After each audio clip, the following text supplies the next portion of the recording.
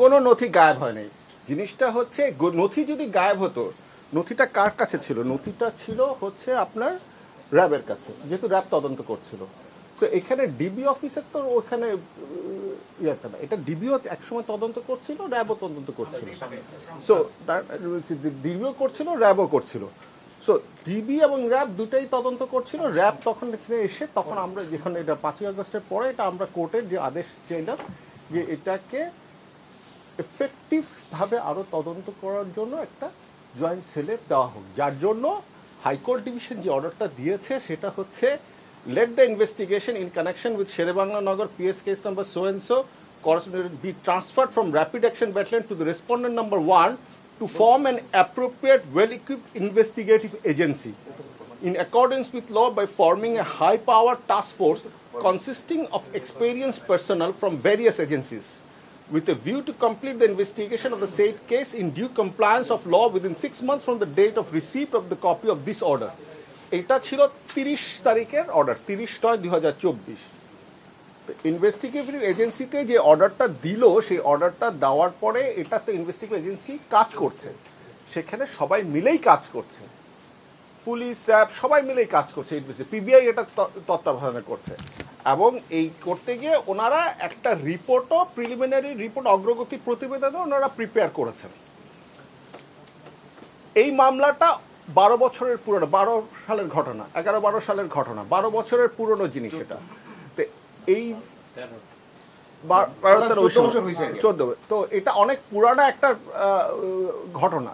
তো এটা তদন্ত করতে যে এখানে অনেক আইও চেঞ্জ হয়েছে, অনেক অফিসার চেঞ্জ হয়েছে, অনেকে এই ইনভেস্টিগেশন চলছে, বিভিন্ন পর্যায়ে হয়েছে, একবার ডিবি, একবার র্যাব, তারপর এখন পিবিআইতে এসছে।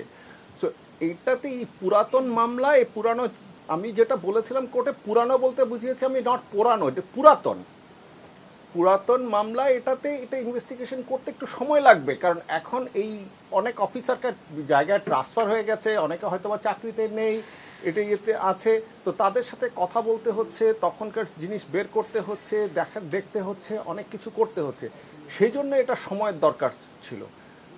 ইতিমধ্যে এই মামলাটা যেহেতু চাঞ্চল্যকর মামলা, এটা মাননীয় আইজি মহোদয় উনি দেখছেন, আমাদের মাননীয় অ্যাটর্নি জেনারেল উনি দেখছেন, আমরা দুই অতিরিক্ত অ্যাটর্নি জেনারেল আমার সাথে এবং ব্যারিস্টার অনিকা হকের সাথে উনি দেখছেন, পিবিআইয়ের যে প্রধান অ্যাডিশনাল আইজি উনি মোস্তফা সাহেব উনিও দেখছেন। এটা আমাদের সবার নজরে আছে, আমরা প্রায় এটা নিয়ে কথা বলছি, প্রায় এটা নিয়ে কাজ করছি, দিক নির্দেশনা দিচ্ছি, তারা ইনভেস্টিগেশন করছে।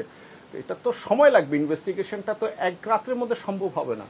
এক রাতের মধ্যে তো দেশবাসীও প্রত্যাশা করে না, কিন্তু অতীত সময় যে জিনিসটা হয়েছে, দেখেন 5ই আগস্টের আগে কি ঘটেছে সেটা আমার কাছে জিজ্ঞেস করে কোনো লাভ নেই। I am not privy to that. সেটা কেন হয়েছে কি হয়েছে এটা আপনারাও ভালো জানেন, আমরাও সবাই ভালো জানি। সেটা এখন পরিস্থিতি, প্রেক্ষাপট সেটা আপনারাও জানেন।